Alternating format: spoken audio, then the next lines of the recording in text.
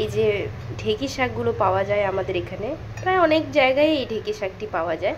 তো এটার আমি কিভাবে বানাই সেই রেসিপিটা শেয়ার করব। তো বাটিতে হচ্ছে বেশি করে, এই শাকে হচ্ছে না, যে কোনো শাকে একটু রসুন কুচি বেশি করে দিলে ভালো লাগে, আর এই শাকেও একটু বেশি করে দিতে হয়। যার জন্য আমি নিয়েছি রসুন কুচি, দুটো পেঁয়াজ কুচি, আর দুটো নিয়েছি কাঁচা লঙ্কা কুচি। আর এখানে শাকগুলোকে যত পারবেন ভালো করে একটু কুচিয়ে নিলে ভালো হয়।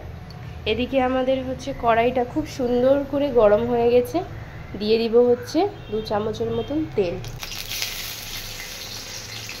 রসুনটা যখন লাল লাল হয়ে আসবে তখন দিয়ে দিব হচ্ছে পেঁয়াজ আর কাঁচা লঙ্কা। রসুনটা লাল হয়ে আসলে দিয়ে দিব হচ্ছে পেঁয়াজ।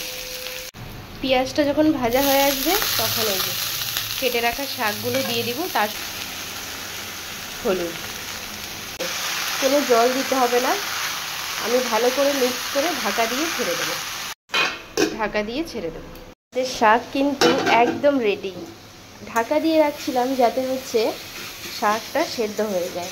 এবার হচ্ছে সব থেকে ইম্পর্টেন্ট যেটি কাজ, শাকটা নামানোর সময় যে কোনো হাতা, মানে এরকম ধারালো হাতা চামচ দিয়ে শাকটাকে না একদম এইভাবে করে ম্যাশ করতে হবে। শাকটা কিন্তু একদম রেডি। এবার এটাকে নামিয়ে রাখবো। এই যে একদম রেডি হয়ে গেছে আমাদের ঢেঁকি শাক ভাজা। আমি তো এইভাবেই